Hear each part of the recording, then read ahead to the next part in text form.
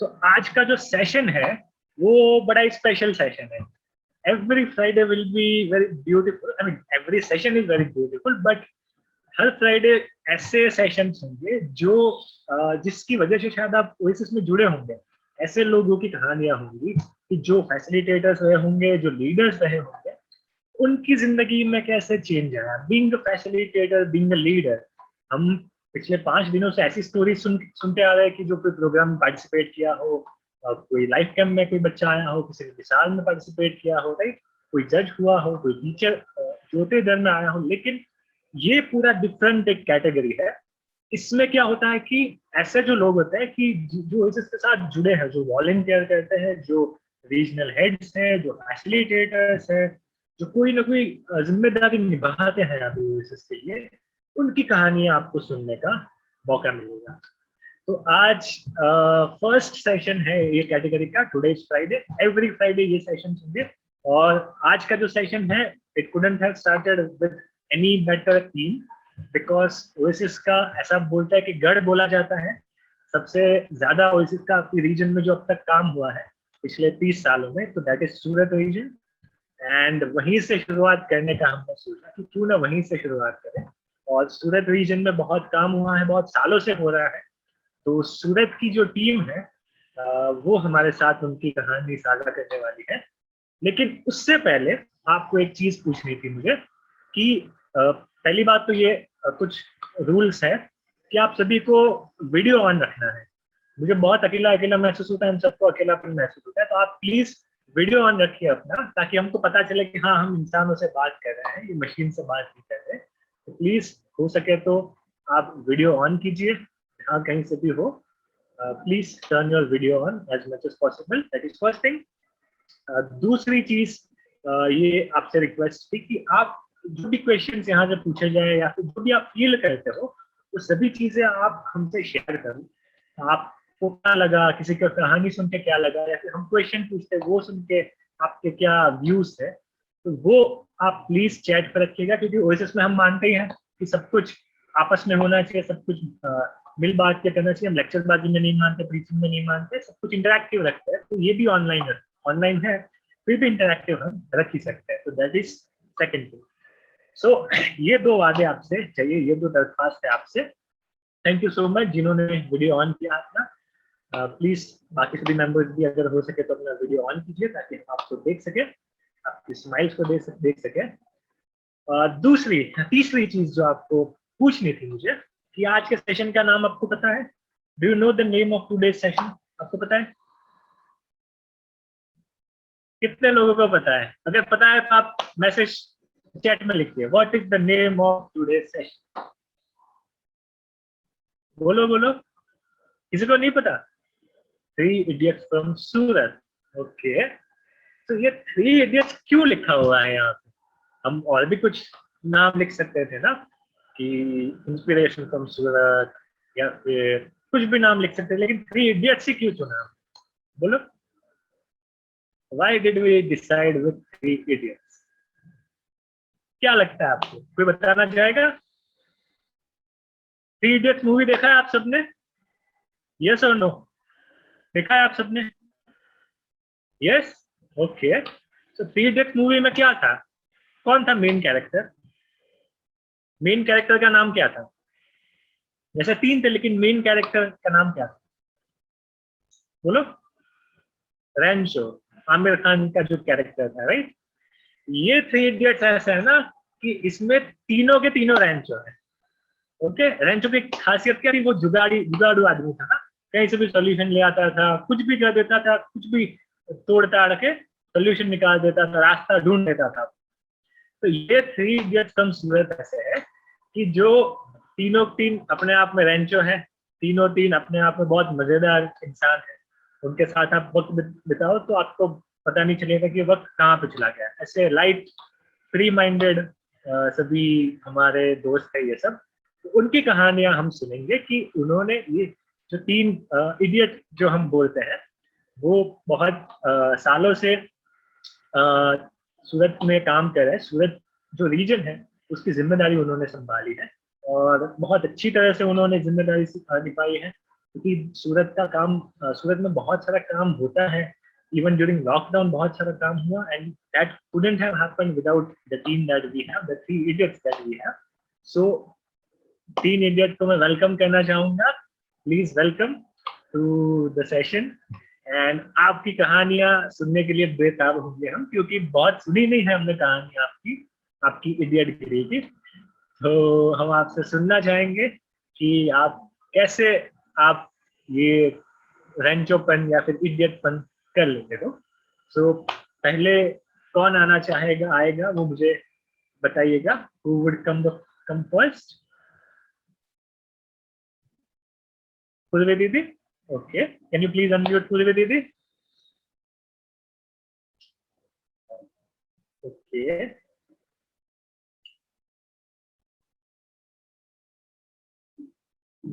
just a second, we are unmuting you. Am I audible? Yes, you're audible. Okay, Come Jay. Thank you so much. All is well? Yes, all is well. बहुत amazingly आपने introduce किया, और actually we all are idiots, so good name. So सबसे पहले तो मैं interactive session बनाना चाहती हूँ। सो सारे पार्टिसिपेट को मेरा एक क्वेश्चन है और उनका आंसर उन लोगों को लिखना है। सो आप लोगों में से कितने लोगों को लगता है कि आप लोग बॉर्न लीडर हो? अगर आपको ऐसा लगता है तो आप चैट बॉक्स में यस लिखिए। कितने लोगों को ऐसा लगता है कि आप लोग बॉर्न लीडर हो?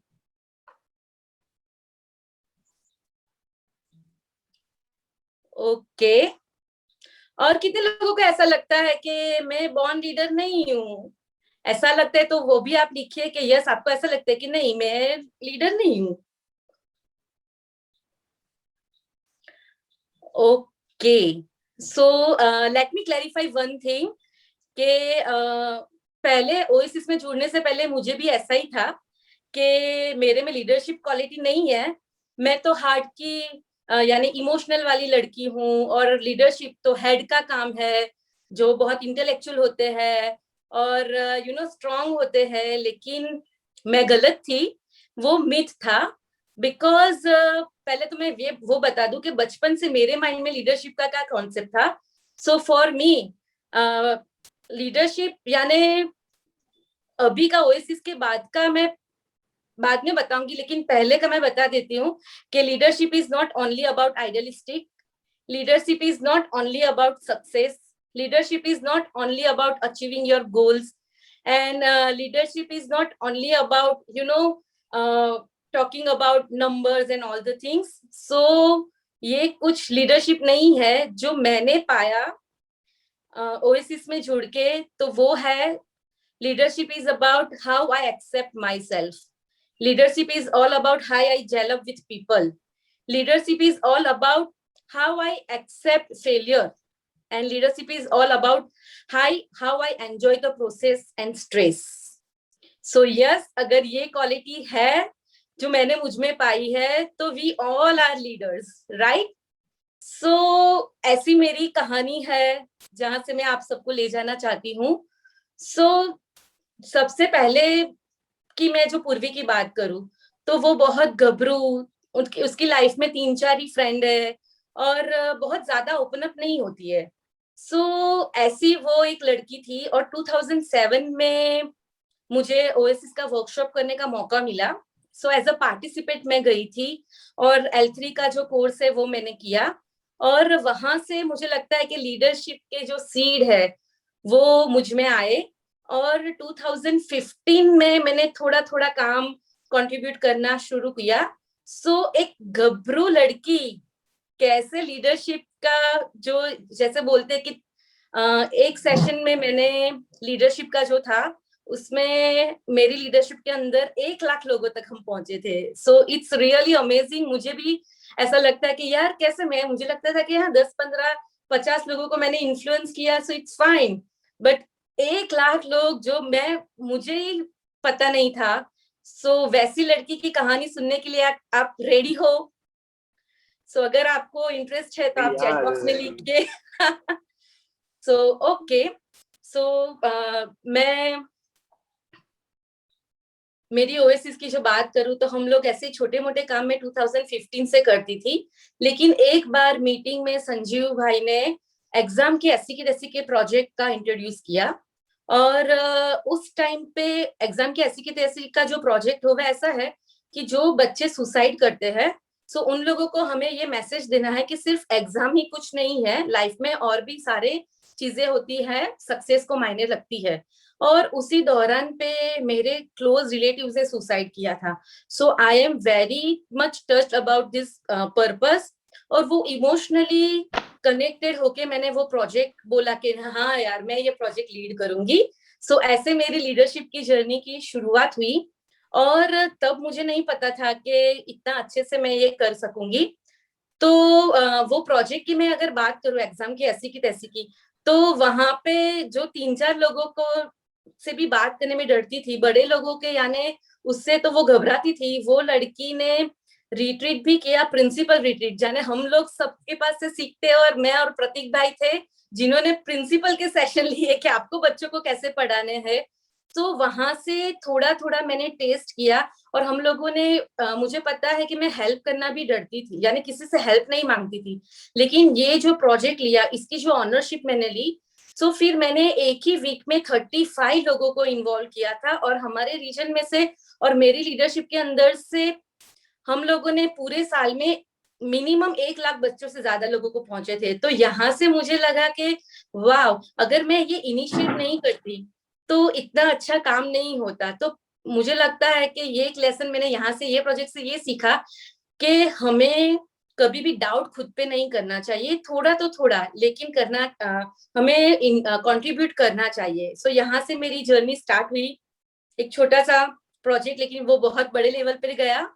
दूसरा मेरा, मैंने बहुत सारे प्रोजेक्ट किए हैं ओएसिस के, लेकिन जहां से मैं सीखी हूँ, जहां से मैंने मेरी वीकनेस पे काम किया है, सो दूसरा एक जो प्रोजेक्ट है वो है मिसाल। जब मिसाल इंट्रोड्यूस किया था प्रोजेक्ट, मुझे लगता था कि मैं इसके लायक नहीं हूँ। ये मिसाल प्रोजेक्ट जो है ना, उसके पूरी अपोजिट वाली जो चीज होती है वो मेरी चॉइस है।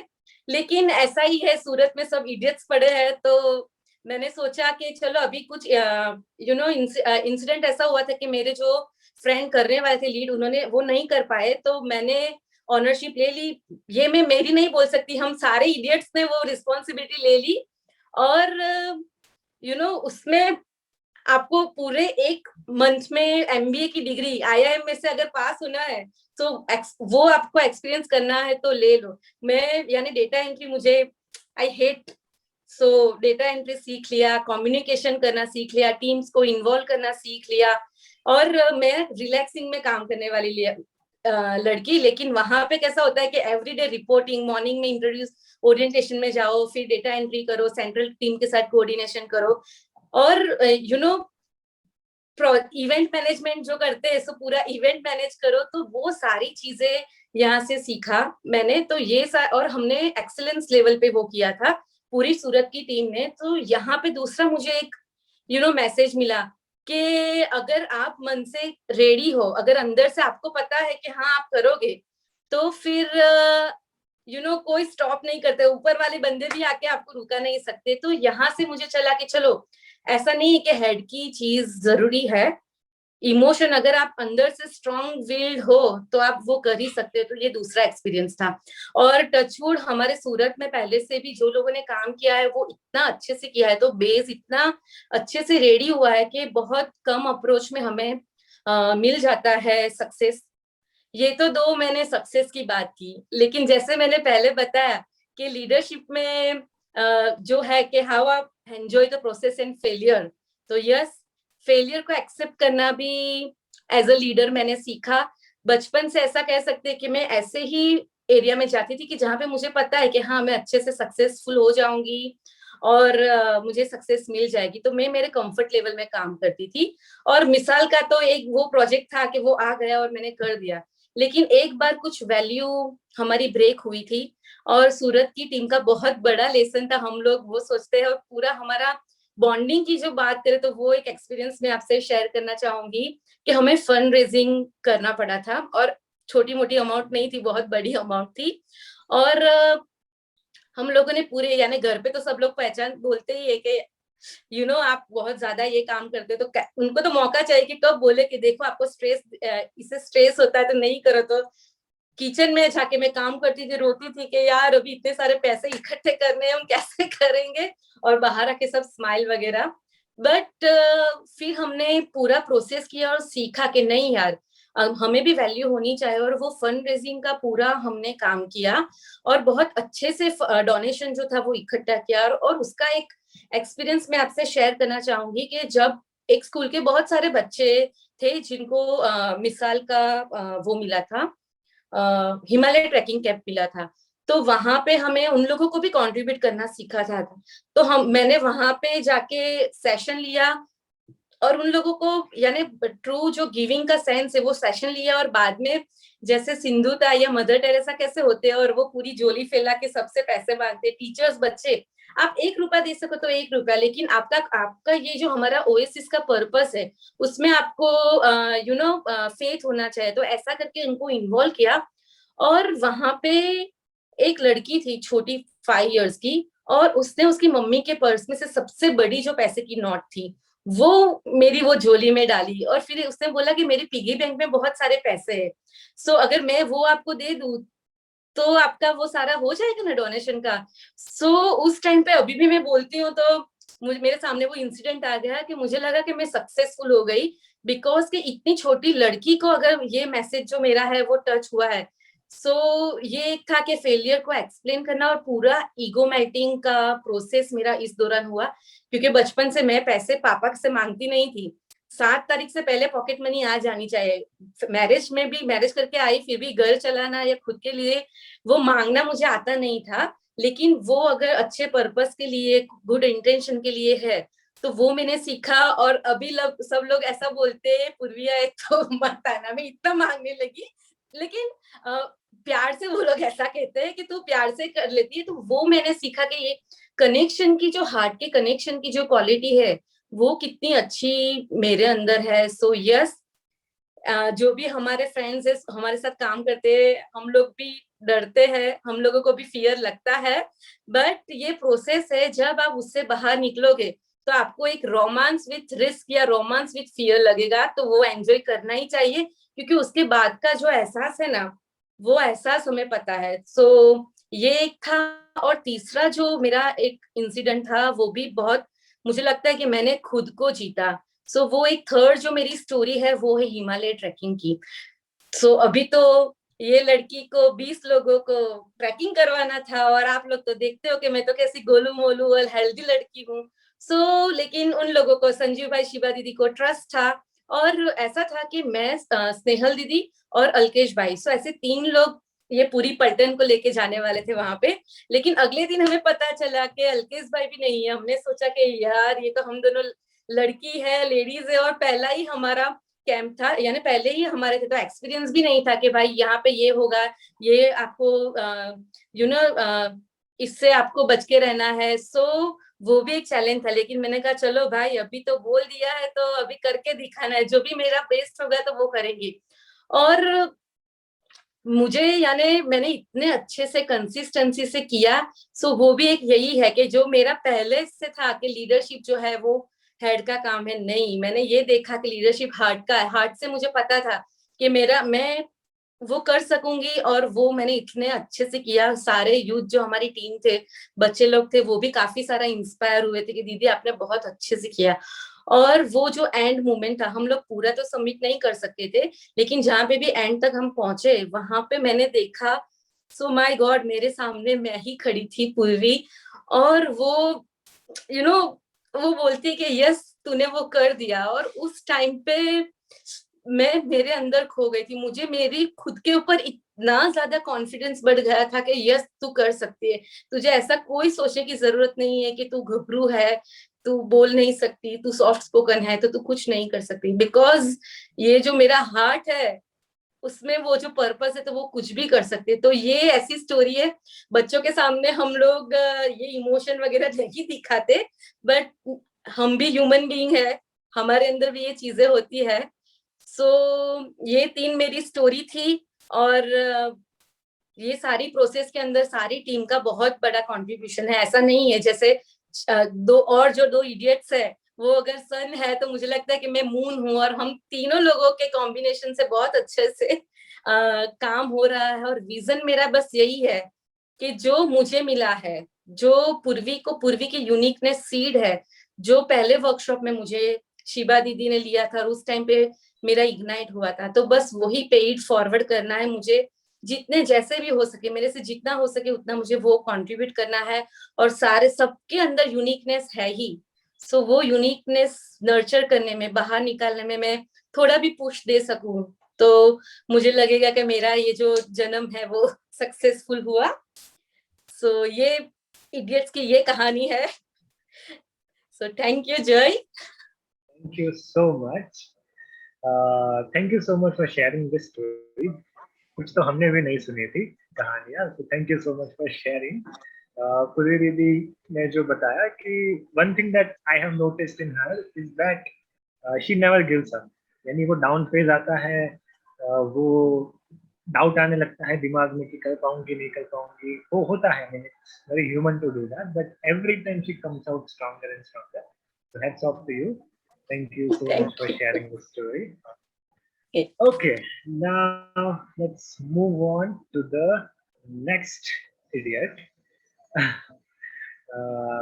उनका नाम है छायल दीदी, और she is also like another idiot of Surat, लेकिन बहुत अलग है. पूर्वी दीदी को आपने देखा, she is very different. This idiot is also very different. So let's hear story from her. Chayad Didi, welcome. Can you unmute? Yes. Yes. Am I audible? Yeah, you are audible. Okay. तो जैसे जय ने introduction दे दिया, जैसे पूर्वी ने भी दे दिया, तो मैं सूरत की सेकंड इडियट छायल.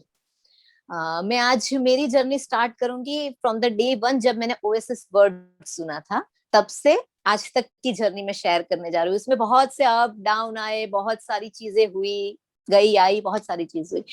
पहले दिन जब मैं ओएसएस के साथ टच में आई थी, तो मेरा ये था कि मुझे ऐसा मेरे हस्बैंड के पार्टनर ने उनको बताया था कि एक L3 करके वर्कशॉप है जिसमें आपको उत्कर्ष के साथ जाना है, 4 साल आपको जाना है, और बहुत अच्छा है, बहुत अच्छा ग्रोथ होगा. बस इतना ही मालूम था, उससे आगे कुछ नहीं मालूम था कि क्या होगा क्या नहीं. मुझे याद है पहले दिन वर्कशॉप में मुझे शिबा दीदी ने पूछा था कि आप क्या एक्सपेक्ट करते हो इस वर्कशॉप से, और मैंने बोला था जीरो एक्सपेक्टेशन, क्योंकि मुझे मालूम ही नहीं आप क्या कराने वाले हो. फ्रॉम दैट डे मैंने जो सीखना स्टार्ट किया. बहुत बार ऐसा हुआ कि उत्कर्ष ऐसे बोलते थे कि भाई, मेरे हस्बैंड ऐसे बोलते कि अभी इस बार नहीं सेट होगा, नहीं जाना. तो मैं उनको खींच के ले, नहीं मुझे बहुत मजा आ रहा है आपको, चलो चलो चलो करके हम आते थे. बहुत सारी चीजें सीखी, बहुत बदलाव भी आए वहां पे. इस बदलाव में एक जो बीज बचपन से था ना, सर्व टू अदर्स, दूसरों को हेल्प करना, दूसरों की लाइफ में जॉय लाना, जो मिला है उसको बांटना, वो बीज कहीं दब गया था, वो वापस बाहर आया. बहुत दिमाग में था, ख्यालों में था, दिल में था, पर एक्शन में कुछ नहीं था, वहां भी जीरो था. तो अब एक्शन के बिना तो कोई काम की है नहीं, पर दिल में था ना, तो कुछ हुआ, लॉ ऑफ अट्रैक्शन हुआ. और एक दिन दोपहर को मित्तल का फोन आया मुझे कि छायल, मुझे शिबा दीदी ने आपका नाम दिया है और आपको मिसाल कंपटीशन में जज का काम करना है. तो मैंने पूछा, मैं जज कैसे? तो उसने बोला, शिबा बहन ने बोला है कि आप कर सकते हो, आप कैपेबल हो. तो मैंने बोला, चलो शिबा बहन ने बोला है कर सकते हैं तो कर लेते हैं. तो मैंने कर लिया. और उसमें क्या, दूसरी एक इच्छा ये थी कि बचपन से मुझे हर बार है ना जजिंग करना बहुत पसंद था, पर कभी चांस नहीं मिला था. तो मैंने उस अपॉर्चुनिटी को ग्रैब कर लिया कि चलो भाई, एक बार तो जज बनने को मिलेगा, इच्छा पूरी हो जाएगी. बहुत मजा आया बच्चों के साथ. और वहां पे जज को है ना एक टोकन ऑफ लव की तरह से बुक देते हैं, और वहां पे मुझे एक पेरेंटिंग की बुक मिली और मैंने पढ़ना स्टार्ट किया. और वहां से मन में ना पेरेंटिंग का कीड़ा घूमने लगा. फिर वो पढ़ रही थी और कर रही थी, फिर जिंदगी चल रही थी, दूसरा कुछ एक्स्ट्रा नहीं हो रहा था. फिर थोड़े दिन हुए और वापस मित्तल का फोन आया कि एक हम मोमेंट चालू कर रहे हैं, उसमें आपको एक सेशन लेना है. तो मैंने बोला, मैं सेशन कैसे ले सकती हूँ? तो उन्होंने बोला, नहीं बहुत छोटा है, बहुत कुछ ज्यादा कुछ नहीं करना है, और ऐसे जो बच्चे सुसाइड कर रहे हैं ना एग्जाम के प्रेशर से, उनके लिए, उनको बचाने के लिए एक मुहिम है. तो मुझे लगा नहीं, बहुत अच्छा है. तो मैंने सोचा कि नहीं, चलो ट्राई कर लेते हैं, क्या फर्क हो जाएगा, कर लेते हैं. और ऐसे मैंने हाँ बोला. और उसमें हाँ बोलने में दूसरा एक पर्पस था कि मुझे स्टिल अभी तक ऐसे सपने आते थे कि मेरा एसएस का पेपर छूट गया, केमिस्ट्री में रेडॉक्स रिएक्शन में कर नहीं पाई और मैं फेल हो गई। तो मुझे लगा this is the best time कि मैं उस सपने को तोड़ फोड़ के सारे निकाल दूं अपने में से। तो मैंने बोला चलो कर लेते सेशन। अब सेशन के ट्रेनिंग में गई तो पूर्वी और मित्तल ने ट्रेनिंग ली, और वहां उन्होंने है ना एक सीखता सिखौता बुक में से थोड़ा रेफरेंस लिया कि आपको बच्चों के साथ कैसे बिहेव करना है, and that was I opening for me. क्योंकि मेरा बच्चा है पर मैं एक्चुअली ऐसे नहीं करती थी बिहेव, तो मुझे लगा अरे बाप रे, वो पेरेंटिंग का कीड़ा आया था, ऊपर से ये सारे वर्ड्स आ गए, तो मुझे लगा अरे बाप रे ये तो सीखना पड़ेगा, अब ये नहीं चलेगा, ऐसा गलत नहीं चल सकता। फिर ट्रेनिंग खत्म हुई, फिर बच्चों का सेशन लेने में गई। सेशन लिया तो मेरे पहले सेशन में 67 बच्चे थे मुझे मालूम है, और सब मेरे जैसे एकदम नॉटी। पर इतना मजा आया सब, क्योंकि नॉटी को नॉटी डील कर सकते हैं ना, हमें मालूम होता है कि हम कैसे नॉटी हैं। तो बहुत मजा आया, और बच्चों के साथ इतना, बच्चों ने इतना इंटरेक्ट किया, बच्चों ने भी इतना हमें समझा और समझाया, बहुत मजा आया। और उस दिन मुझे ऐसा लगा कि मैं एक नहीं 67 बच्चों की माँ बन गई, उसका मुझे पहली बार स्वाद मिला। तो मुझे लगा कि नहीं ये तो करना चाहिए।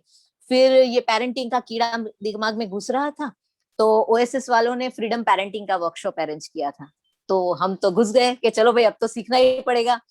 फिर किया, फिर दूसरी बार लगा नहीं नहीं ये इसका भी ट्रेनिंग लेते हैं फैसिलिटी रिलेशन की, तो मैंने ट्रेनिंग भी ले ली।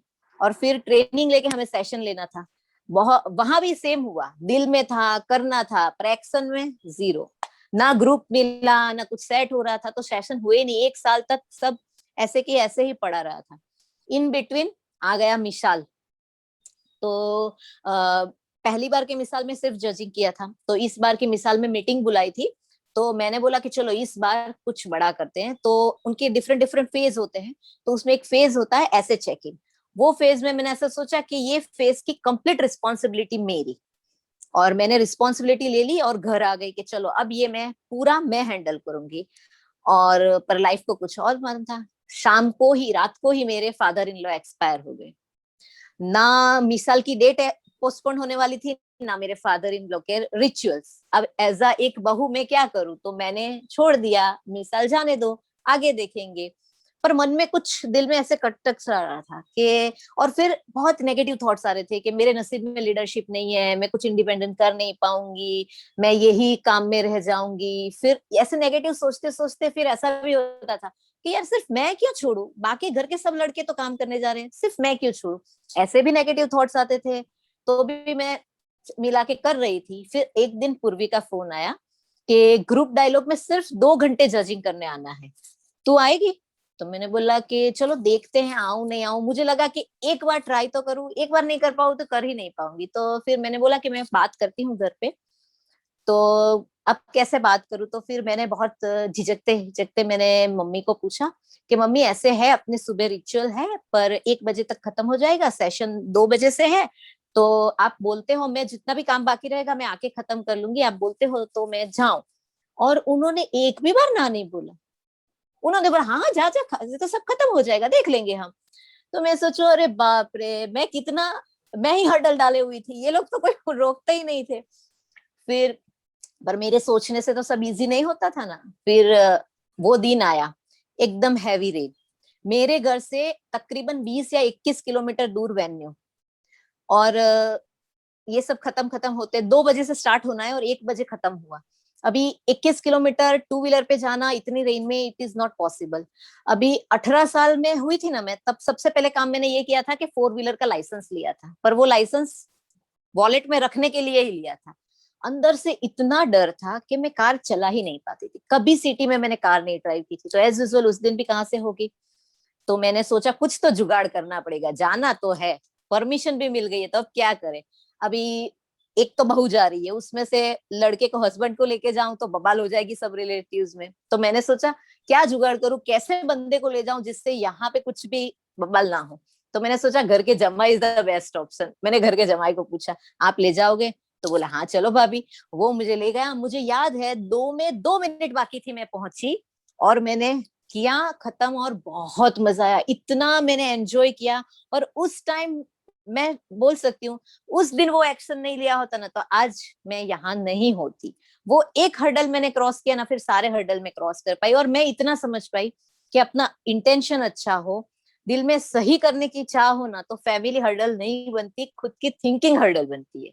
सो फैमिली को दोष मत दो, खुद के कंफर्ट जोन में रहने को दोष दो। और वहां से मैं निकली, फिर तो बहुत स्लोली स्लोली सब सीखती गई। इन लोगों के जो भी प्रोजेक्ट आते थे उसमें वॉलंटियरिंग करते थे, और मुझे सबसे ज्यादा इंटरेस्ट उसमें होता था कि कोई भी प्रोजेक्ट खत्म हो उसके बाद ओएसएस की एक है कि भाई लर्निंग मीट रखते हैं, तो उस लर्निंग मीट में बहुत अच्छे सीखने को मिलता था, उसमें मुझे बहुत मजा आता था। तो वे मैं लर्निंग मीट सेशन अटेंड करती थी और बहुत सीखती थी। फिर वो एक दिन वापस एक अपॉर्चुनिटी आया कि मैंने पेरेंटिंग वर्कशॉप किया था, पेरेंटिंग की नीड थी। तो एक दिन नीलेश भाई का फोन आया मेरे पे कि हमारी कंपनी में एक हम फ्रीडम पेरेंटिंग का वर्कशॉप कर रहे हैं, मैं फैसिलिटेट कर रहा हूँ, आप मुझे ज्वाइन करोगे एज अ को फैसिलिटेटर? मैंने बोला हाँ क्यों नहीं, मैं तो एकदम खुश हो गई। और उन्होंने मुझे टॉपिक्स दे दिए थे, पर मैंने इतनी दिल से प्रिपरेशन की, 3 दिन पूरा प्रिपरेशन किया, बहुत अच्छे से एकदम परफेक्ट। फिर जिस दिन सेशन लेना था उस दिन गई। फिर नीलेश भाई ने मुझे स्टार्ट करने को बोला, मैंने थोड़ा किया, फिर उन्होंने मुझे बोला कि तुम बहुत कॉन्फिडेंस से बहुत अच्छा कर रही हो, तुम ज्यादा लीड करो। वो फैसिलिटेटर थे तो भी उन्होंने मुझे सारा चांस दिया कि नहीं नहीं आपका ये पहला चांस है और आप बहुत अच्छा कर रहे हो, तो आपका कॉन्फिडेंस मुझे बढ़ाना है, आप ही करो आप ही करो। और वो मेरे साथ बैकबोन के जैसे रहे, और मैंने सारा पूरा सेशन बहुत अच्छे से उनके साथ मिलके किया और बहुत मजा आया। उस दिन मैं समझ पाई कि व्हाट इज ट्रू फ्रेंडशिप। आज तक मेरे लिए फ्रेंडशिप क्या था, चलो मिलो, मजा किया, मस्ती किया, एंजॉय। पर आज मैं समझ पाई कि दिस इज रियल फ्रेंडशिप, कि अपने साथ अपने फ्रेंड का ग्रोथ कैसे करवाना है, उसको कैसे आगे बढ़ाना है, कैसे कहाँ धक्का देना है, कहाँ उसके साथ रहना है। सो वो मैं पहली बार टच कर पाई और मुझे लगा कि नहीं भाई ये फ्रेंडशिप तो है ही। वो बहुत अच्छा एक्सपीरियंस रहा। फिर मुझे एक अपॉर्चुनिटी आई वापस के एचसीजे का फैसिलिटेशन करना है, आप करोगे? अब ये तो 4 साल का कमिटमेंट। मैंने बोला कि हाँ, मन में तो बहुत इच्छा थी। मैंने बोला हाँ, घर से फैमिली से बात कर लेती हूँ, अभी तक मुझे ऐसा था फैमिली बोले तो मैं करूँ। तो घर वालों ने तो एज यूजुअल हाँ बोला, हाँ तुझे करना है, तू मैनेज कर सकती है तो कर, हमें क्या प्रॉब्लम है। और ये अपॉर्चुनिटी लेने में भी दूसरी एक चाइल्डहुड विश थी कि मुझे ना किसी को सिखाना बहुत अच्छा लगता था, टीचर टीचर खेलना बहुत अच्छा लगता था, पर कभी टीचर नहीं बनी थी, कभी ऐसा किया नहीं था। तो मैंने बोला चलो ये अनदर अपॉर्चुनिटी, विश खत्म करने की, तो उसको भी मैंने ग्रैब कर लिया और एचसीजे की ट्रेनिंग में पहुंच गई। ट्रेनिंग भी बहुत अच्छी हुई। पर अब एक सबसे बड़ा हर्डल आया कि एचसीजे की ट्रेनिंग करनी है। उसका एक सेशन लेने से पहले की बहुत सारी प्रिपरेशन होती है, उसमें ओबी जाओ, नवसारी जाओ, सेशन लेने नवसारी जाओ। अब हर बार तो बंदा हस्बैंड छोड़ने आएगा नहीं, नहीं तो वो बोलेगा कि अब छोड़ दे तू घर में बैठ। अब ऑफिस करना है, बच्चे को संभालना है, घर का देखना है, ये काम करना है। तो ओन व्हीकल में ट्रैवलिंग इज मोर कंफर्टेबल और बहुत इजी हो जाएगा। तो अभी वो जो पर्स में पड़ा हुआ लाइसेंस था ना, उसको घिसने का टाइम आ गया। तो मैंने बोला अभी तो ड्राइविंग करना ही पड़ेगा। तो गाड़ी निकाली और आना जाना स्टार्ट कर दिया। और सबसे पहले ओवी लेके गई थी गाड़ी, फिर नवसारी, और अब एकदम फुल कॉन्फिडेंस में सब जगह पे गाड़ी लेके जाती हूँ। सीखी गाड़ी मैंने एससीजे के लिए थी कि मुझे कंफर्ट रहे, पर वो सीखा मुझे लाइफ में कैसे काम आया कि एक दिन मैं घर में थी, मेरा एचसीजे का फर्स्ट सेशन से पहले थोड़ा टाइम था। तो मैं घर में थी तो मम्मी ने ऐसे बोला कि मुझे वो वोटिंग करने जाना है, गाड़ी है तू ले जाएगी? तो मैंने बोला चलो, मुझे लगा मुझे भी हाथ साफ करने को मिलेगा, चलो चलो ले जाते। मैं ले गई। फिर एक आध दिन के बाद मम्मी बोले मुझे मंदिर दर्शन करने ले जाना है, तू ले जाएगी? मैंने बोला हाँ चलो ले जाए, मुझे तो अच्छा ही था, एक्सपीरियंस मिल रहा था। तो ले गई। तो जो गाड़ी मैंने पर्सनल के लिए सीखी थी ना, वो मेरे मम्मी के साथ इमोशनल हार्मोनी क्रिएट करने में इतने काम लगे, मेरी और उनकी इतनी अच्छी बॉन्डिंग होने लगी। तो सीखा मैंने, एक डर मैंने वहां छोड़ा था, पर वो डर मुझे लाइफ में भी हर जगह पे काम आ रहा था। सो कुछ सीखते हैं ना तो वो सिर्फ एक जगह पे नहीं, बहुत जगह पे आता है। ऐसे देखने में बहुत छोटा स्टेप है कि भाई गाड़ी चलाना, पर वो मेरे लिए बहुत बड़ा था, एक माउंटेन चढ़ने जितना स्टेप था, और मैंने बहुत इजीली कर लिया और बहुत एंजॉय किया। अभी एचसीजे का एक बैच मैंने रन किया, मेरे बहुत अच्छे पार्टिसिपेंट है, बहुत अच्छे से मैं कर रही हूँ। फिर ये सब चल रहा था और आ गया हिमालय का बॉम्ब। 20 बच्चों को फिक्स बजट में सर्टेन वैल्यूज में लेके जाना है, मैं और अम्मी बेन सिर्फ लीडर। तो वो तो मैंने हाँ बोल दिया, पर फिर तो लिस्ट किया, अंधेरे से डर लगता है, हाइट पे जाने से डर लगता है, मोशन सिकनेस है, पहाड़ पे जाएंगे कैसे, अब इतने सारे डर। और कभी हस्बैंड या किसी के बिना, एज अ मेल पर्सन के बिना कभी गए नहीं। यहाँ एक बच्चे को संभालने के लिए मुझे पेरेंटिंग वर्कशॉप करना पड़ा, बुक पढ़नी पड़ी। अब यहाँ बस 20 संभालने, तो कितनी बुक पढ़ू क्या करूं। पर हो गया, सारी बहुत सारे हर्डल्स आए, बहुत सारी चीजें आई, पर हो गया। बहुत टाइम ऐसा होता था कि वैल्यू यहाँ से यहाँ थोड़ा कंफ्यूजन होता, तो वहां भी अम्मी बहन का बहुत सपोर्ट था कि भाई वैल्यू में बंध के भी बच्चों को कैसे एंजॉय करा सकते हैं। तो वो मैंने सीखा, तो वो मुझे मेरे घर पे भी बहुत काम लगता है, और वहां पे भी मुझे बहुत एंजॉय हुआ, उसमें बहुत कुछ सीखी। और सबसे अच्छा जो मैं हिमालय का बोलूँ ना, तो HCJ का बैच लिया, 10 दिन का हिमालय, और दूसरे 2-3 दिन काम था। तो इस सारे काम में मैं ऑफिस सिर्फ 8 या 9 दिन महीने में गई थी। अब कौन बॉस चलाएगा। तो ऑफिस का काम, घर का काम, इतने दिन की एब्सेंस में, सर्वेंट, बच्चे का क्लासेस, सब चीजें। और मन में ऐसा था कि मैं मेरे पैशन के लिए निकल पड़ी हूँ, तो घर डिस्टर्ब नहीं होना चाहिए। वो लोग मुझे छूट दे रहे ना, मुझे जाने दे रहे, इतना सपोर्ट कर रहे। मैंने इतना परफेक्ट मैनेजमेंट किया था कि मुझे लगा कि मुझे अभी राइट ना कोई IIM की डिग्री ये ग्राउंड लेवल का मैनेजमेंट नहीं सिखाती। एकदम परफेक्ट, एक्यूरेट, परफेक्ट, कोई 10 दिन में किसी को कोई तकलीफ नहीं। तो इतना कॉन्फिडेंस, मतलब कॉन्फिडेंस का तो पहाड़ मिल गया था मुझे वहां जाके। बहुत एंजॉय किया और बहुत सीखी, बहुत आगे बढ़ी। फिर ये सब इजीली चल रहा था ना, तब माइंड में एक बार ऐसा हुआ कि मैं सही कर रही हूँ या गलत कर रही हूँ, ये घर को थोड़ा छोड़ के इस कंटिन्यूस इसमें पढ़ रही हूँ। तो ये ह्यूमन नेचर है ना, कुछ कंटिन्यूस करते हो तो वो खुद से ही पीछे से ये करता रहता है कि सही है या गलत है। तो वो सही और गलत को दूर करने के लिए मेरे पास एक बहुत बड़ी चैलेंज आई। जैसे पूर्वी ने शेयर किया ना कि हमारा एक वैल्यू ब्रीच हो गई थी, तो हम टीम मीटिंग की, हमने अगेन मिसाल में एक वैल्यू ब्रिज हो गई थी, और हमने एक टीम मीटिंग की। उसमें हमारे पास 2 ऑप्शन थे, आइधर हम बच्चों से माफी मांग ले कि भाई हमने गलती कर दी है, अब ये नहीं हो पाएगा, या फिर हम अपने वर्ड्स को ऑनर करें कि नहीं हम करके रहेंगे। तो हम सारे मेंबर्स ने, टीम मेंबर्स ने डिसाइड किया नहीं, हम हमारे वर्ड्स को ऑनर करेंगे। बोल तो दिया, पर इतने लाख इकट्ठे करने थे, तो मीटिंग में तो कर दिया। अब सिद्धार्थ भाई ने बहुत मोटिवेट किया हमें कि नहीं नहीं हो जाएगा हो जाएगा, बहुत मोरल सपोर्ट बढ़ाया। पूर्वी थोड़ी डर रही थी, मैंने उसको बोला नहीं नहीं हो जाएगा तू चिंता मत कर। बोल तो दिया। फिर घर आ रही थी ना, तब लगा कि सिद्धार्थ भाई की तो बहुत क्रेडिट है, उनको तो डोनेशन मिल जाएगा। पूर्वी की भी बहुत क्रेडिट है, उसको भी डोनेशन मिल जाएगा। भैरवी तो बहुत सारी संस्थाओं में जाती है, उसको बहुत पहचानते, उसको भी क्रेडिट। मुझे तो कोई नहीं जानता, मुझे कौन क्रेडिट देगा, मेरे को कौन पैसा देगा। तो मैंने मेरे हस्बैंड से बात की, अब मैं क्या करूं, कैसे करूं। फिर मन में सोचा कि चलो दुनिया में एक बंदा तो मुझे ना नहीं बोलेगा, क्योंकि मेरे फादर को तो मैं ना बोलने का ऑप्शन ही नहीं दूंगी, उनको तो देना ही है। तो मैंने बोला कुछ नहीं, एक बंदे से तो मिलेगा ही मिलेगा। फिर मैंने सोचा नहीं नहीं चलो ट्राई करते हैं।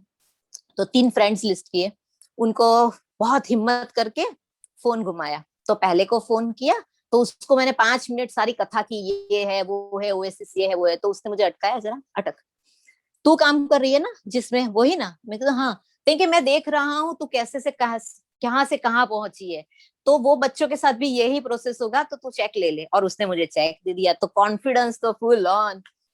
फिर दूसरे 2 फोन किए, दोनों में हो गया। एक फोन में तो ऐसा हुआ कि मैंने जैसे ही फोन किया ना, तो मैं उसको बोल रही थी, 2 मिनट हुई कि भाई ओएसिस की ये वेबसाइट है, तू देख ले, ये ऑथेंटिक है वो। तो उसने बोला तू जिसमें है ना, उससे ज्यादा मुझे ऑथेंटिसिटी चेक नहीं करनी है, तू है तो मुझे मालूम है वो ऑथेंटिक ही है, और मैं चेक भिजवा दूंगा। तो मैंने बोला अच्छा ओके। तो उसने चेक भिजवा दिया, 3 चेक आ गए, और मेरा कॉन्फिडेंस तो फुल ऑन। फिर मैंने रात को मेरे हस्बैंड के साथ बात की, तो उसने मुझे बोला कि तू क्रेडिट क्रेडिट की बात करती थी ना, तेरा तेरा कैरेक्टर ही तेरी क्रेडिट है, देख मिल गया कि नहीं। तो उस टाइम भी लगा कि मैं ही अपने आप को नीचे डाल रही थी, बाकी मुझे सब मिल सकता है, ऐसा नहीं है। तो वहां भी बहुत आगे बढ़ी। फिर ये तो बहुत सारी अच्छी बातें हुई, पर आ गया फिर लॉकडाउन। लॉकडाउन में बहुत सारे हेल्थ इश्यू आए, बहुत सारे नेगेटिविटी आ गई, बहुत लो फील कर रही थी, और बहुत मतलब वैसे से टच भी काफी कम हो गया था। तो धीरे धीरे मतलब बहुत वीक हो गई। तो एक दिन अचानक ही शिबा दीदी का फोन आया, बहुत टाइम से कुछ दिख नहीं रही, कुछ कम्युनिकेशन नहीं हो रहा है, क्या कर रही है। तो फिर उनके साथ बहुत डिटेल में बात हुई, और 5 मिनट मैंने बात की ना, फिर तो लिटरली उन्होंने मुझे इतना डांटा, तो हमें बता नहीं सकते। तो मैं सोचू बाप रे, इतना तो मेरी मम्मी भी नहीं डांटती, मेरी सिर्फ बड़ी दीदी है वो मुझे ऐसे डांटती है, और ये एक शिबा दीदी ने, मैं कुछ, और उन्होंने मुझे बोला मैं कुछ नहीं सुनने वाली, तो चुपचाप ओ ही आ जा। तो मैंने बोला अभी तो घर की रिस्पॉन्सिबिलिटी और नहीं होगा। तो बोलते तू नहीं आएगी तो मैं तेरे हस्बैंड को बोलूंगी कि छोड़ के जाओ, वो मुंह रख जाएगा। तो मैंने बोला नहीं नहीं चलो मैं आती हूँ। मैं वहां गई, फिर वहां अगेन ट्रू फ्रेंडशिप मिली, बहुत उन्होंने हेल्प की, हेल्थ वे और सब में। ये सारा खत्म करके मैं वापस आई, तो भी कॉन्फिडेंस बहुत लो था, जो छायल का कॉन्फिडेंस था वो। फिर आ गई एक बुक लॉन्च इवेंट, तो मुझे लगा कि ये ही एक सही मौका है, या फिर कॉन्फिडेंस के उस पार या फिर इस पार, और उसमें जीरो रिस्क था ना। तो जीरो रिस्क में क्या था कि इवेंट खराब गई तो बोल देंगे कि कोरोना का टाइम था कोई नहीं आया, अब कैसे करेंगे। तो मैंने बोला कि this is the right time, सबसे कम रिस्क में मैं काम कर सकती हूँ। तो सब कोऑर्डिनेट करना था, सब कम्युनिकेशन करना था, सब टीम ने इतना अच्छा काम किया, इतना अच्छा सपोर्ट किया, और इवेंट एकदम सुपर्ब हुई। और उस दिन बहुत मजा आया। फिर मैं गाड़ी में से घर आ रही थी, और जब भी मैंने पार्किंग में गाड़ी रखी ना, और स्टीयरिंग को पकड़ा और जोर से बोला छायल इज बैक, और उस दिन जो मुझे कॉन्फिडेंस आ गया कि अब मैं वापस नहीं रुकूंगी। फिर मैं घर पे आई और डोरबेल बजाई, मेरे हस्बैंड ने डोर खोला, और मेरे मुंह पे जो चमक थी ना, तो उसने ऐसा बोला कि बहुत महीनों के बाद तेरे मुंह पे चमक रही, तू ये सब करती रहे और ये चमक जानी नहीं चाहिए। सो इट वॉज अमेजिंग कि मैंने वापस कॉन्फिडेंस ले लिया। आज जो मेरे मुंह पे खुशी है वो 5-6 महीने पहले चली गई थी, पर वो वापस आ गई। ये सारी तो मेजर थे, बहुत सारे छोटे छोटे प्रोजेक्ट, एमएसएलडीपी, गोलमेट, वो सारा किया है। वो सब बोलने जाओगी तो मेरे थर्ड पीरियड को टाइम ही नहीं मिलेगा। पर मैं ऐसा बोल सकती हूँ, फ्रॉम द जीरो डे और आज, वो भी छायल थी, ये भी छायल है, सिर्फ फर्क इतना है कॉन्फिडेंस में। वो छायल को भी सब जानते थे, तो उसको ऐसा लगता था कि ये तो बहुत बहादुर है, और वो सिर्फ दिखाने की बहादुरी थी, अंदर तो इतनी डरपोक लड़की थी मैं। शिबा बेन ने बोला सेशन ले सकते हैं तो मैं लूंगी, हस्बैंड ने बोला जा तो मैं जाऊंगी, गाड़ी तो मैं चला नहीं सकती। वो सारी चीजों के डर को ऊपर करते करते करते मैं आज एक कॉन्फिडेंट बन गई हूँ। और ये सारे में मैं इतना सीखी कि मतलब ऐसा नहीं कि हर रोज अच्छा ही होता है, ये तो मैंने अच्छा अच्छा बोला है, ऐसा नहीं कि अच्छा ही हो रहा है। कोई दिन इतना ग्रो होती हूँ, कोई दिन छलांग लगाती हूँ, और कोई दिन नीचे भी आ जाती हूँ, पर एक चीज कांस्टेंट है कि हर रोज बढ़ रही हूँ, ग्रो हो रही हूँ, खुद ग्रो हो रही हूँ, साथ वाले भी ग्रो हो रहे हैं, खुद की लाइफ एंजॉय कर रही हूँ, और सबको भी साथ में लेके एंजॉय करवा रही हूँ। So this is my growth journey, जो एक अंदर से घबरू लड़की अंदर और बाहर दोनों से स्ट्रांग बन गई। Thank you. Simply wow. सभी ने जो रिफ्लेक्शंस दिए हैं, I think I don't need to say anything to you.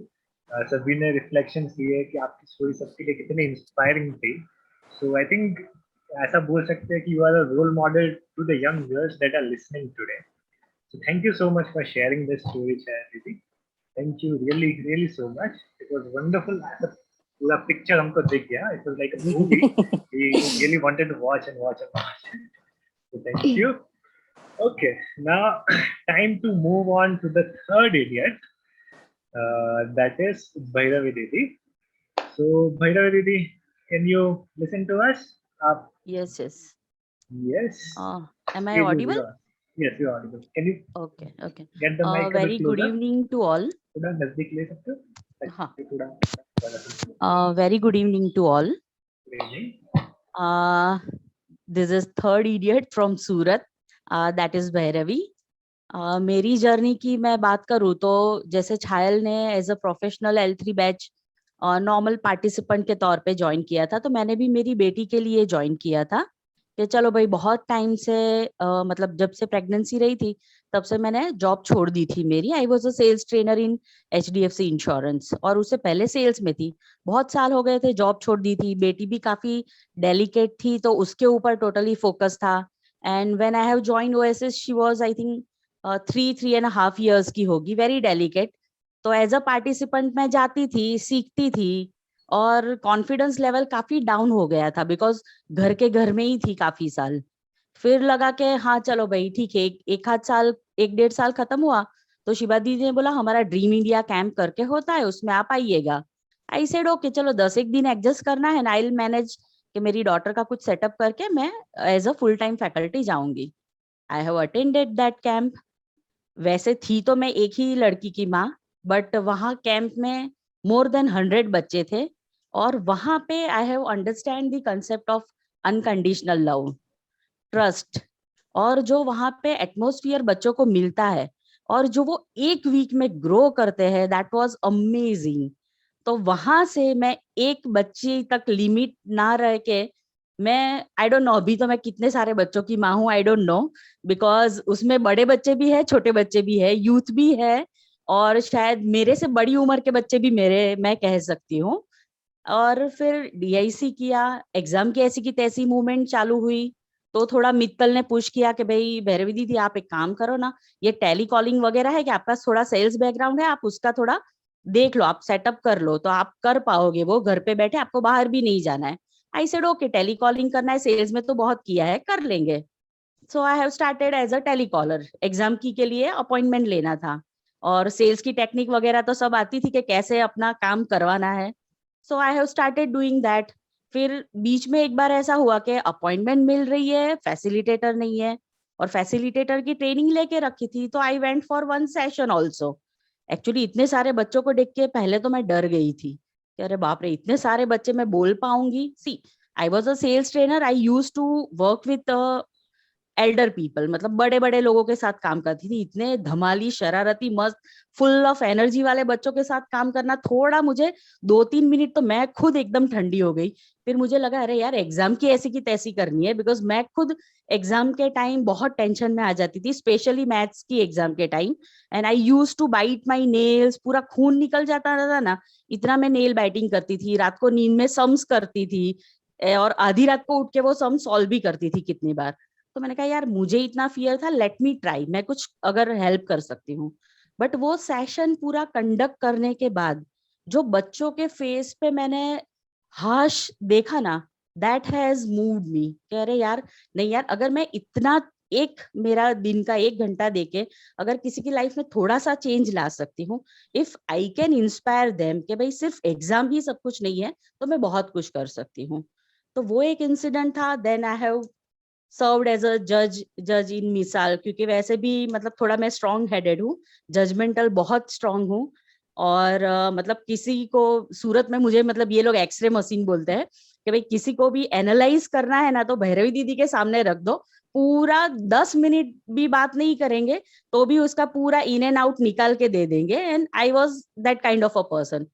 तो फिर मिसाल में भी जजिंग में काम किया, धीरे धीरे सब कर रही थी। And I was working as a normal volunteer, जब कुछ काम है कोई बुलाता था तो जाती थी।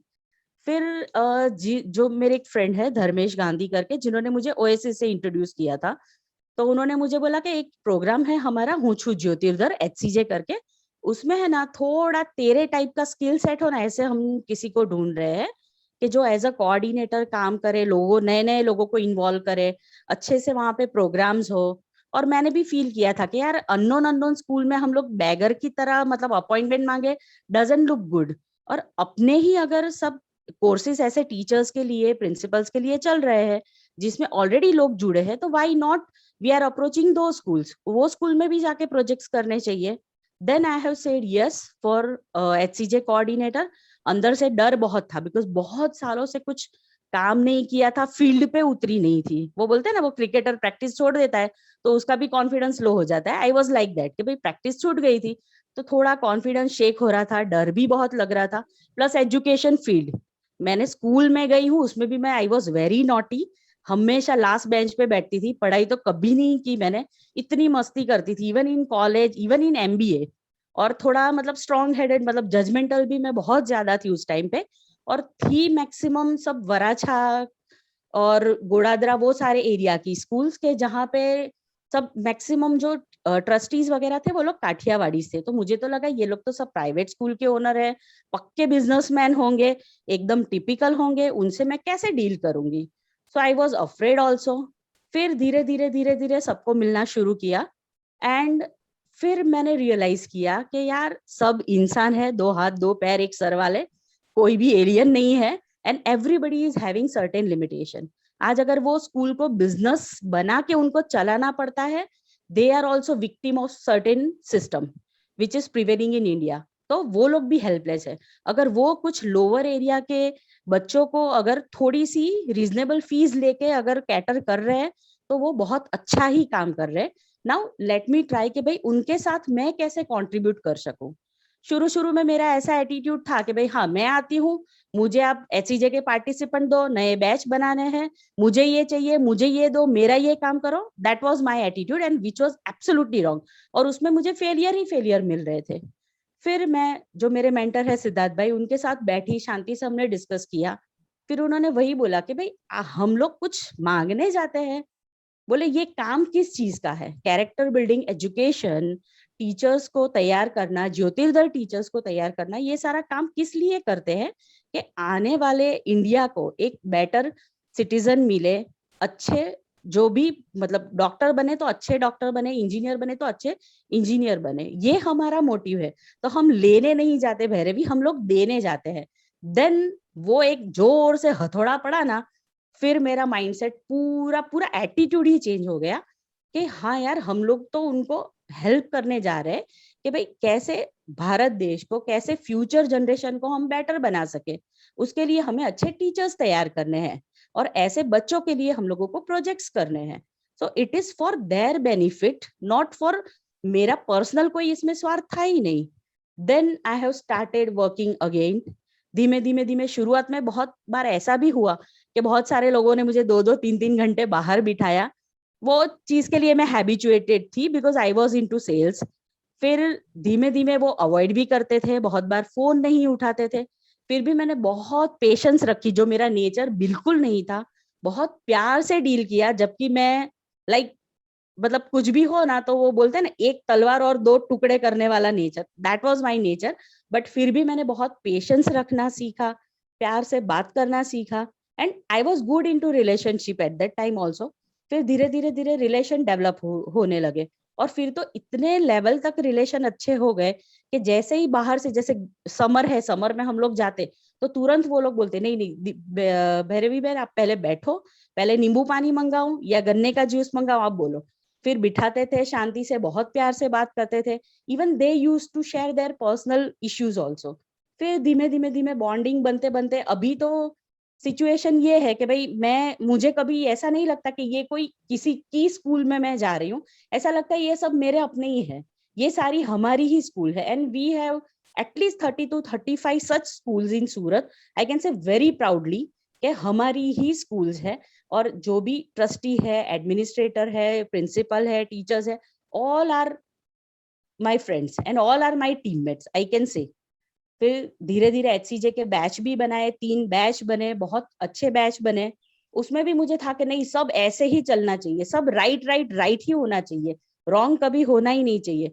But I was not knowing the fact. धीमे धीमे 1 वर्कशॉप गया, 2 वर्कशॉप गया, एंड स्लोली एंड ग्रेजुअली क्या हुआ, स्लोली ग्रेजुअली वो क्या बोलते हैं, ड्रॉप आउट होने लगे. तब वापस मैं डिस्टर्ब हो गई, अरे यार ऐसा नहीं होना चाहिए, सब राइट वे में ही जाना चाहिए. देन अगेन सिद्धार्थ भाई कंटिन्यूअस मुझे गाइड करते थे. तो उन्होंने वही बोला कि it is a part of life Bhairavi, failure को भी डाइजेस्ट करना सीखो. और जरूरी नहीं है कि सबको ये चीज अपील करे, शायद नहीं करती है तो इट इज ओके. अगर जबरदस्ती तुम किसी को करवा रहे हो तो कोई मतलब नहीं है, और जोर जबरदस्ती कभी किसी से प्यार नहीं हो सकता. सो लीव देम, जितने हैं उतने अच्छे से करे ना, उसके ऊपर ध्यान दो. So my focus was initially on quantity, now my focus has change to quality. और अभी आई विल टेल यू कि जितने भी जो ये वही तीनों बैच में से जो भी पार्टिसिपेंट बचे हैं उनका एक ही बैच हो गया है. But all are diamonds of Surat, and एक एक मतलब मैं बोलूं 10-10 के बराबर है. And I am very proud of them. और सब अपने अपने फील्ड में बहुत अच्छे से काम कर रहे हैं, राइट. और उसके अलावा भी मिसाल प्रोजेक्ट में काम किया. सिद्धार्थ भाई ने 100 DIC का प्रोजेक्ट लिया था और उस टाइम पे भी मैंने काम किया. मतलब कोई भी ऐसा 24 आवर में से आवर नहीं है जो टाइम पे मैंने काम नहीं किया हो. DIC होता था रात को 12, 12:30, 1 बजे तक भी मैं जाग के सब काम करती थी। अर्ली मॉर्निंग बच्चे जाने वाले हैं OV, तो अगेन मुझे बस का अरेंजमेंट सब चेक करना था, तो मैं 4 o'clock उठ भी जाती थी। अगेन बच्चे जब तक OV नहीं पहुंचे वहां पे भी सारी चीजें मुझे ध्यान रखनी पड़ती थी। So I have work almost all hours. Regional DIC किया, उसमें भी बहुत सारी चैलेंजेस आई, बट जो भी चैलेंज आई, जो भी प्रॉब्लम हुए, उसमें से मैं बहुत सारा सीखी हूँ। और मेरा जो गोल है अभी अभी now I am a regional one of the regional synergist of Surat. और मैं अगर ये जब लिखने बैठी ना और मैं मेरी जर्नी देख रही थी, तो आई वॉज रियली सरप्राइज कि भाई नॉर्मल L3 पार्टिसिपेंट जो सिर्फ अपनी बेटी के लिए कुछ सीखने गई थी, and now I M leading Surat and Surat team. और मेरा सिर्फ यही विजन है कि भाई मैं मेरे जैसी कम से कम 10 भैरवी तैयार करके रख दूं, so my work will be over. और अभी 30-35 स्कूल्स है, तो I think within 4-5 years it has to be all the schools of Surat. सारी OSS स्कूल होनी चाहिए मेरे हिसाब से। एक अच्छी वॉलेंटियर की टीम तैयार हो और एक अच्छी यूथ टीम तैयार हो, जो ऑलरेडी पूर्वी उस पर काफी अच्छे से काम कर रही है। और जो मेरे में चेंजेस आए हैं, I was very short temper, उसमें से मैं बहुत कूल हो गई। I was very judgemental, now I am ready to accept कि ठीक है यार, पीपल आर डिफरेंट। जैसे हाथ की 5 उंगलियां बराबर नहीं होती, सब लोग बराबर नहीं होते, तो I have whole heartedly accepted the people as they are. And पहले ऐसा था कि भाई आई एम राइट और कोई तो राइट हो ही नहीं सकता। नाउ आई एम एक्सेप्टिंग कि भाई सभी अपनी अपनी जगह पे एब्सोल्युटली राइट है। पहले ऐसा था कि नहीं भाई ये मेरा प्रोजेक्ट है, मेरा ये है, मेरा वो है, मेरा ही सारा ईगो था। और अभी नहीं, it is our work, it is our team work. And पहले ऐसा था कि नहीं मैं इतना इतना कर लूं, मैं इतना अचीव कर लूं, और अभी कैसा है कि नहीं, my focus is totally on team, के भाई टीम को कैसे आगे बढ़ाया जाए, रीजन को कैसे आगे बढ़ाया जाए, इनफैक्ट मूवमेंट को कैसे आगे बढ़ाया जाए, उस पर मेरा टोटली फोकस है। पहले ऐसा होता था कि भाई जो भी टीममेट है, पूर्वी इज क्वाइट कूल, छायल थोड़ी तड़फड़ तड़फड़ वाली है, मतलब हम लोग सब एकदम अलग अलग है, but still we are sharing very good bonding, very good relationship. पहले एकदम फॉर्मली काम के लिए मिलते थे, बट अभी इतनी अच्छी फ्रेंडशिप हो गई है कि 1-2 दिन में अगर फोन नहीं आता ना तो हम बेचैन हो जाते हैं।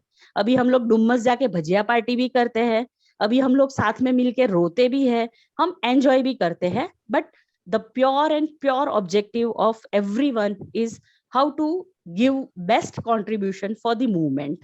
Okay, thank you. Okay.